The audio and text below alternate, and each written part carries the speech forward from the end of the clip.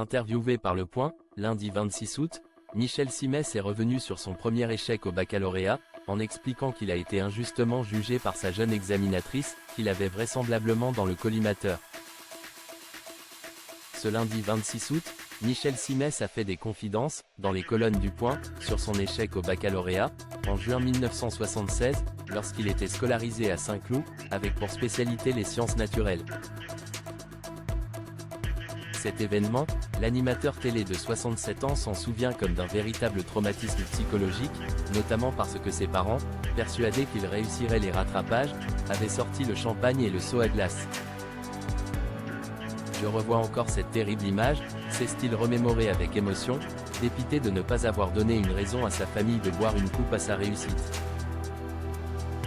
La déception est d'autant plus grande qu'il lui manquait que quelques points pour décrocher l'examen. Même si je travaillais dur à l'école, il faut avouer que je n'ai jamais été un cador. J'étais plutôt celui qui serrait les fesses avant chaque conseil de classe depuis la primaire. J'étais aussi le clown, celui qui faisait rire toute la classe, a-t-il reconnu. Alors qu'il lui semblait impossible de rater le bac et qu'il estimait que toutes les chances étaient de son côté, Michel Simès s'est quand même loupé, en choisissant l'histoire à l'oral. Pour l'examen, l'animateur télé a pioché le sujet qu'il connaissait, le mieux, pensant ainsi qu'il allait cartonner. Face à une jeune professeure qui devait avoir la trentaine, l'acolyte d'Adriana Carambeu a réussi. Et la leçon plut. Il connaît parfaitement et en sort évidemment très satisfait. Mais il obtient un 6 sur 20 qui ne lui permet pas de repartir avec son diplôme.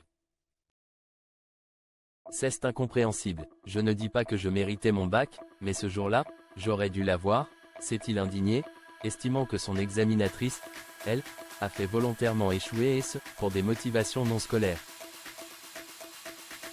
Une honte indélébile. Son professeur d'histoire, quant à lui, partageait son avis et a tenté d'échanger avec l'examinatrice, en vain. Qu'ai-je dit de mal? Qu'ai-je fait pour mériter ça? Était-ce parce qu'elle était communiste? Je l'ai appris plus tard, et que j'aille parler de la dictature du prolétariat avec une intonation inadaptée? Jamais je n'aurai de réponse. A déclaré Michel Simès, persuadé que cette prof d'histoire, lui, a fait rater son bac en lui faisant vivre une injustice. Ce jour-là, j'ai eu tellement honte de les décevoir, ses parents, de les détruire, que c'est devenu un moment fondateur dans ma trajectoire. Dans mon cerveau s'est réveillée la haine de l'échec. L'envie de réussir à tout prix.